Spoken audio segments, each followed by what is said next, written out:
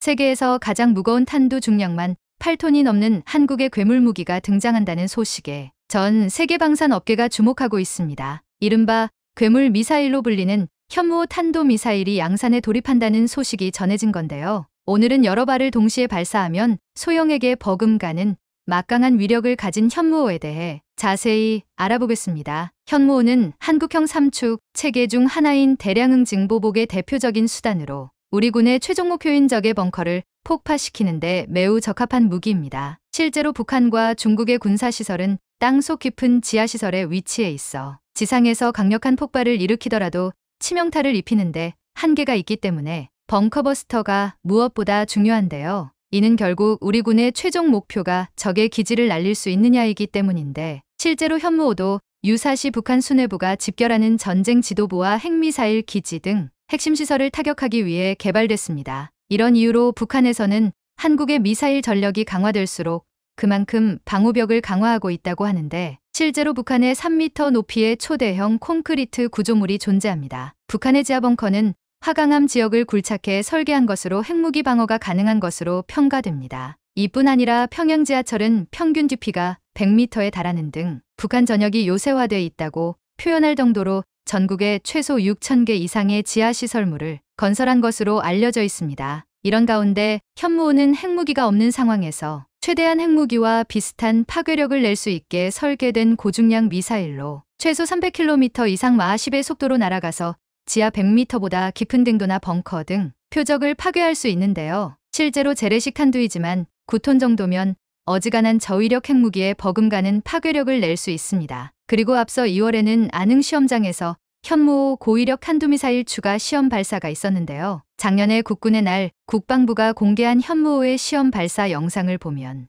해당 미사일의 탄두 부분은 쐐기처럼 뾰족하게 설계돼 있습니다. 이는 유사시 100m 이상 깊이의 지하 시설과 지휘 벙커도 뚫고 들어갈 수 있도록 하기 위한 것으로 보이는데 주목할 점은 전시 임무에 따라 다양한 종류의 탄두를 바꿔 끼울 수 있도록 설계됐다는 겁니다. 따라서 공개된 쐐기식 벙커버스터형 탄두 외에도 엄청난 수의 자탄을 쏟아내 광범위한 지역을 파괴하는 확산탄두, 폭발 시 초고열 및 초고압으로 주변의 지상지하 시설을 순식간에 증발시켜버리는 열압력탄 등 다양하게 활용될 것으로 보입니다. 이렇듯 현재로서 현무호는 우리가 보유한 탄도미사일의 끝판왕으로 볼 수 있습니다. 그런데 최근 지방의 한 국도에서 촬영된 사진 한 장이 국내외 밀덕들 사이에서 엄청난 화제가 됐는데요. 지난 4월 한 일반인이 지역 한 국도에서 촬영한 사진을 보면 군용 위장 무늬로 도색된 트레일러가 담겼습니다. 미사일은 탑재되지 않았지만 기립 발사대 부분이 위장망으로 가려진 모습으로 분명 미사일 이동식 발사 차량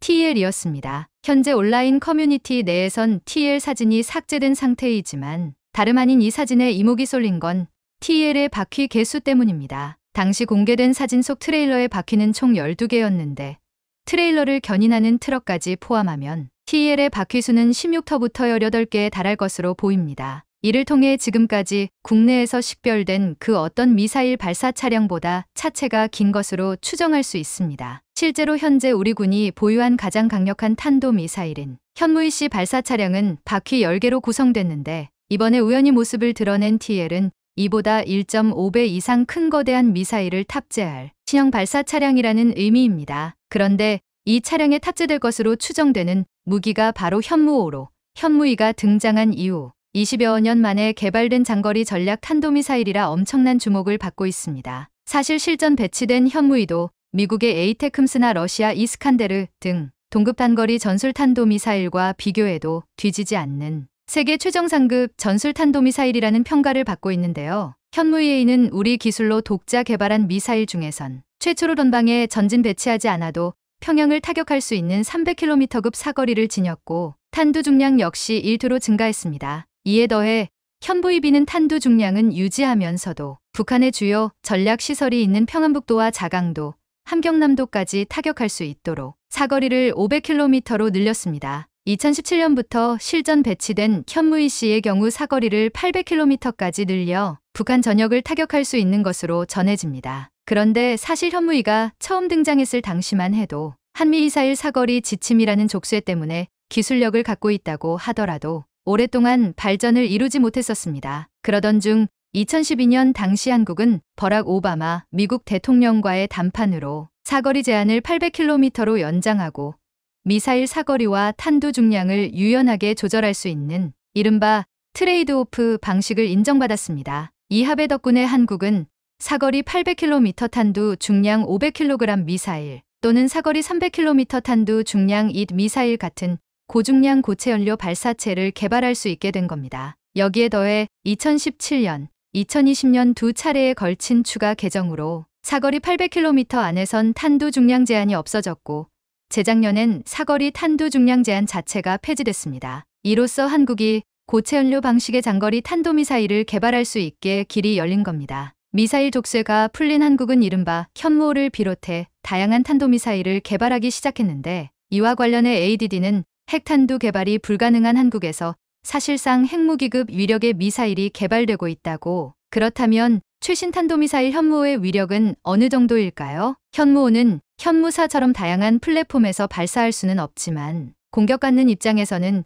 그야말로 핵무기와 다름없는 가공할 파괴력을 지녔습니다. 이번에 발견된 TL이 실제로 현무호들 탑재하는 플랫폼이라면 이 미사일은 단거리 전술탄도미사일이라고 부들 수 없을 만큼 클 것으로 보입니다. 그동안 조금씩 공개된 정보를 종합해보면 현무호는 그야말로 괴물과도 같은 성능을 지닌 미사일로 추정됩니다. 그것도 그럴 것이 기존의 현무내 시리즈도 동급의 단거리 전술탄도미사일 가운데 가장 크고 강력한 축에 속했는데요. 현무사 제원은 단거리 전술탄도미사일의 범주를 크게 뛰어넘은 수준으로 평가되는데 길이는 10m를 조금 넘고 직경은 1m 안팎입니다. 그리고 현재 알려진 현무호의 길이는 최소 16m, 직경 1.6m, 발사 중량은 36에 달하고 1단 추진체의 추력은 75투로 알려졌습니다. 미국의 대륙간 탄도미사일로 13,000km 사거리를 자랑하는 미니트맨 3 제원이 길이 18.2m, 직경 1.7m, 발사 중량 35.3,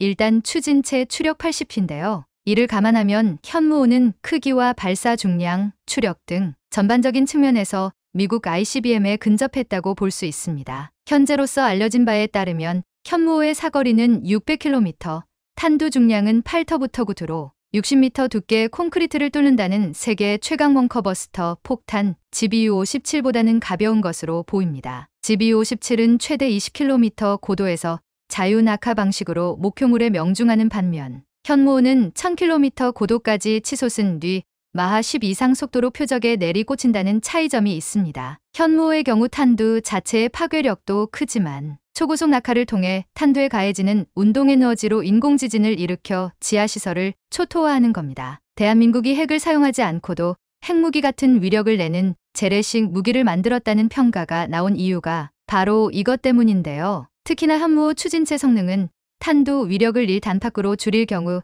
ICBM에 준하는 성능을 발휘할 수 있는데 이미 다단 로켓 기술을 충분히 갖춘 한국은 현무 5개량으로 3단 추진체 방식의 ICBM을 만들 수도 있습니다. 이와 별개로 기존 현무호의 탄두를 줄이는 간단한 방식으로도 5,000km 이상 사거리를 구현하는 데 무리가 없습니다. 이 정도 사거리라면 주변 적성국의 주요 전략 거점을 효과적으로 타격할 수 있는 상황입니다. 여기에 더해 현무호에는 각종 신기술이 적용되는데 대표적으로 INS와 GPS가 결합된 유도 기능으로 GPS가 완전히 무력화돼도 유도가 가능한 최신 레이더 기술이 적용됐습니다. 탄도미사일 특성상 레이더가 1000도 이상인 고열을 견디고 레이더파를 투사하려면 특수한 소재로 만들어져야 하는데요. 이를 위해 ADD와 한국재료연구원은 고온에서 안정적으로 레이더파를 투과할 수 있는 지라규소 비산화물 계열의 소재를 개발해 이런 문제를 해결했습니다. 그런데 이런 괴물 미사일로 불리는 현무호의 올해부터 본격 양산된다는 소식인데요. 군 고위 관계자에 따르면 올해 초부터 시험 발사를 거쳐 개발이 마무리된 현무호는 올해 말부터 양산에 돌입합니다. 이 관계자는 한화에어로스페이스 보훈 공장에서 올해 말부터 연간 최대 70여 발을 생산할 수 있을 것으로 보고 있다며 미사일 사령부 예하 부대에 최대 200여 발을 배치한다는 계획이라고 밝혔습니다. 여기에 더해 해군이 보유할 합동화력함에도 현무호를 장착한다는 계획으로 앞서 하나오션이 MADX 2023 공개한 합동화력함은 대형 이지스 9 축함 크기인 배수량 8,000튜브로 길이 150m, 폭 20여에 달합니다. 이렇듯 현무호의 본격적인 양산 소식이 들리면서 그 다음 단계인 현무6, RCS 연구 또한 착수할 것으로 보이면서 북한이 크게 긴장하고 있다는데요. 지하에 숨어든 북한 수뇌부를 가루로 만들 현무호가 전력화될 날이 머지않은 만큼 이제 한국은 재래식 미사일 전력으로 북한 핵무기에 대한 억제력을 확보하게 될 것으로 보입니다. 최근 한국 방산이 수주 대박과 잭팟을 터뜨리는 대박 소식이 또 다시 나와 주목되고 있습니다. 실제로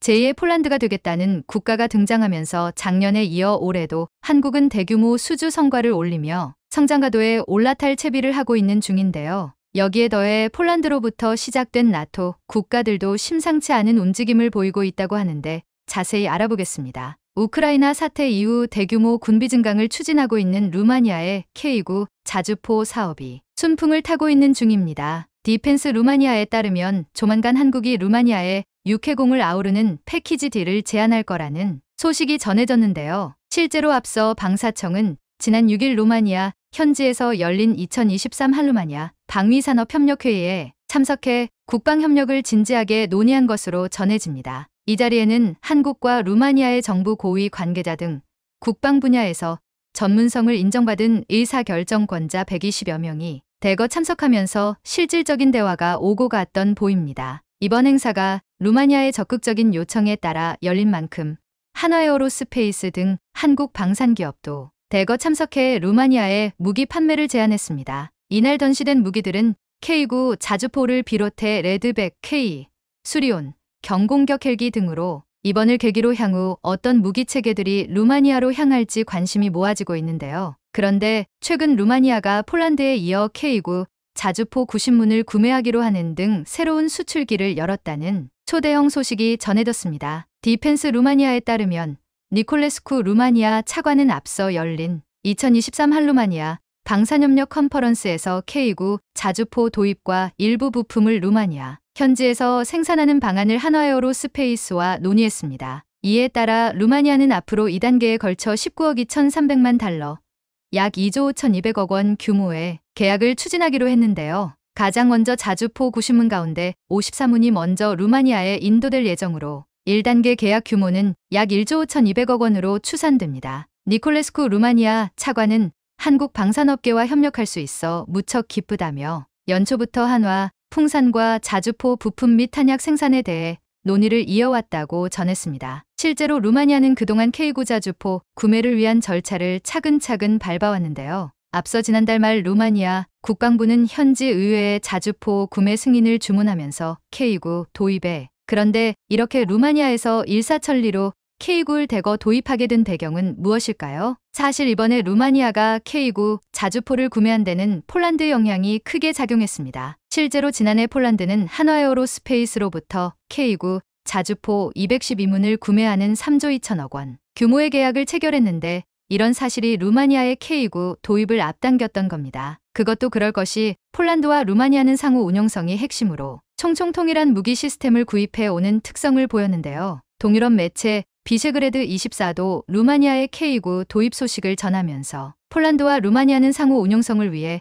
한국으로부터 같은 무기를 구매한다고 특히나 루마니아는 폴란드와 같이 나토 회원국이면서 우크라이나와 국경을 접한 나라로 공동점이 매우 많은데 앞서 폴란드에서 한국 방산 무기를 대거 도입한 뒤 엄청난 만족감을 드러내자 재볼 것도 없이 한국을 택한 겁니다. 더구나 루마니아 정부 러시아 침공에 대응하기 위해 역시 군 현대화 사업을 추진하고 있는 상황이라 타이밍도 맞아 떨어졌습니다. 루마니아는 작년에 2023년 국방 예산을 GDP의 2%에서 2.5%로 증액하겠다고 밝혔고 증액분을 군사장비 구입에 활용하는데 이어 GDP 대비 국방 예산을 3%대로 늘리겠다는 의지를 내비쳤습니다. 사실 그동안 루마니아 정부는 노후화된 장갑차와 구식 무기 체계를 바꾸기 위해 한국산 무기 체계 도입에 관심이 높은 것으로 소문이 자자했는데요. 폴란드 사례에서 보듯이 우수한 성능에 뛰어난 가성비, 빠른 납기 능력까지 한국산 무기를 구매하지 않을 이유도 다른 방안도 없었기 때문입니다. 특히나 우크라이나 전쟁으로 인해 유럽 내 무기 도입 수요가 급격하게 늘어난 것도 한국 방산이 지닌 빠른 납기 능력이라는 매력이 한층 더 부각됐다는 평가입니다. 실제로 최근 한 해외 군사 전문 채널인 비주얼 폴리틱은 자체 제작 영상을 만들어 한국 방산의 놀라운 역량에 대해 찬사를 보냈는데요. 해당 채널은 한국산 무기가 전 세계에서 뜨거운 인기를 받고 있는 이유가 무엇인지 4가지 이유를 들어 분석했는데 특히나 빠른 납기 능력을 주된 원인으로 꼽았습니다. 비주얼 폴리틱은 한국산 무기가 사랑받는 결정적인 이유는 배송 속도라며 한국은 K9을 구매한 폴란드에게 계약을 체결한 지 3개월도 안 돼서 첫 배송을 마쳤다고 감탄했습니다. 그러면서 이렇게 빠른 납기가 가능한 건 한국이 산업 강국이자 활발한 방산 부문을 보유하고 있기 때문이라며 한국은 자국 군대의 수요 때문에라도 무기를 생산하고 있는데 이것이 빠른 납기를 가능하게 했다고 전했습니다. 비주얼 폴리틱은 여기에 더해 한국은 세계에서 손꼽히는 반도체 생산국이라 군수 물자에 필요한 자재를 쉽게 구할 수 있다며 이러한 점이 빠른 생산과 납기를 가능하게 한다고 평가했습니다. 그런데 최근 한국 방산의 스피드함을 이미 알고 있는 폴란드에서도 한국이 정말 이 정도였냐며 다시 한번 감탄하는 일이 있었다고 하는데요. 이는 바로 이달 3일에 공개된 한화에어로스페이스에서 찍힌 사진 한 장 때문에 벌어진 일로 공개된 사진에는 K9PL의 조립이 폴란드가 예측했던 것보다 더 빠르게 진행되고 있다는 사실이 공개됐기 때문입니다. 앞서 한국에게 총 648문의 K9를 주문한 폴란드는 1단계 사업을 통해 올해 안으로 48문의 K9AE를 인도받아 우크라이나에 지원한 자국 내 무기 공백을 메울 전망입니다. 그리고 내후년인 2024년에는 2단계 사업을 통해 한국에서 제조된 600여 대의 K9PL 개량형이 연이어 도입될 예정으로 나머지 2026년 이후 물량은 폴란드 현지에서 자체 생산을 하는 식으로 이뤄집니다. 그리고 주요 외신을 통해 폴란드 부아슈차크 국방부 장관이 언급한 내용을 보면 1단계 사업에서 인도받게 될 폴란드형 K9은 A1 버전으로 2단계부터 A2 버전인 K9PL이 전달될 예정입니다. 그런데 여기서 놀라운 사실은 이번에 공개된 사진 속에 현재 조립이 착수된 K9 버전이 1단계가 아닌 2단계의 버전이라는 건데요. 앞서 말씀드렸던 대로 원래 계약대로라면 A 버전인 K9PL은 내후년에야 조립이 착수돼야 하지만 이미 한국은 1단계 사업인 올해까지 폴란드에게 전달할 K9 48문을 벌써 인도했기 때문에 이런 놀라운 일이 펼쳐진 겁니다. 한국의 빠른 납기 속도를 어느 정도 인지하고 있는 폴란드조차 역대급 속도에 정말 놀랍다는 말밖에는 나오지 않는다는 반응이 나오고 있다는데요. 특히나 K9PL의 A2 버전의 경우 1단계인 A1 버전보다도 성능 개량이 대대적으로 이뤄진다는 점에서 폴란드에선 한국의 엄청난 기술, 속도, 추진력의 감탄사가 계속해서 나오고 있는 중이라고 합니다. 이런 상황에 이미 K9를 도입해 사용하고 있는 에스토니아도 다른 나라에서 들어오는 주문 때문에 혹시나 밀릴까 걱정돼 K9 추가 도입을 어느 때보다 더 빠르게 추진 중인데요. 주요 외신에 따르면 에스토니아는 기존에 한국으로부터 도입하기로 했던 K9 36문에 이어 추가로 6문을 더 주문하기로 결정을 내렸습니다. 이러한 사실은 최근 에스토니아의 방사청 내부 문서를 통해 진행되고 있다는 사실이 알려졌으며 에스토니아는 이번 추가 구매된 K9의 인도는 2026년 이전에 완료될 것으로 보인다고 밝혔습니다. 여기에 더해 과거 한국으로부터 기술 이전을 받은 튀르키예가 K9 파생형인 T155 자주포를 우크라이나에 공여할 준비를 하고 있는 것으로 전해지면서 K9이 우크라이나 전장의 게임 체인저로 한편 한국의 K9의 대규모 도입을 결정한 루마니아가 최근 레드백 시제 차량까지 가져가서 써보기로 하면서 드디어 레드백의 유럽 수출길이 열리는 것 아니냐는 전망이 쏟아지고 있다고 합니다. 실제로 작년 말부터 루마니아 군 현대화 사업에 참여 의사를 공개적으로 밝혀온 한화는 레드백 보병 전투 차량의 루마니아 현지 테스트를 극비리에 준비 중인 것으로 알려지며 수출 물꼬가 트이는 것 아니냐는 기대감이 나오고 있는데요. 현재 루마니아는 차세대 IFV 도입을 추진하고 있는데 올해부터 2031년까지 총 30억 유로 상당의 차세대 IFV 300여 대를 구매할 것으로 알려졌습니다. 이미 한화는 루마니아, 인접 국가인 폴란드에서 레드백 테스트를 시행하고 수출 협상을 진행한 바 있어 K9처럼 루마니아 시장 진출에 청신호가 켜질 것으로 보입니다. 이런 상황에 최근 유럽 내에서 프랑스 장갑차의 굴욕 상황이 많이 나오며 반대급부로 한국 장갑차 인기가 상승 가도를 달리고 있는 중인데요. 실제로 앞서 프랑스가 우크라이나에 지원한 전차 AMX-10RC가 전장에서 제 역할을 다하지 못하고 있다는 지적이 계속해서 제기되고 있는 상황입니다. 포탄 파편이 관통할 정도로 전차 단갑이 얇다는 치명적인 단점 때문에 우크라이나 군인들의 불만이 높아진 상태로 최전선에서 공격용으로 사용하기엔 적합하지 않다는 평가가 잇따르고 있습니다. 이런 이유로 최근 유럽에서는 한국의 장갑차 레드백이 대안으로 떠오르며 K2 전차, K9 자주포, FA50에 이어 한국산 무기를 도입해달라는 아우성이 빗발치고 있습니다. 이렇듯 한국산 무기는 이제 유럽에서 확실한 표준 무기로 자리매김하고 있는 중으로 한화에어로스페이스가 K9에 이어 레드백까지 수출하게 될지 관심 있게 지켜보겠습니다.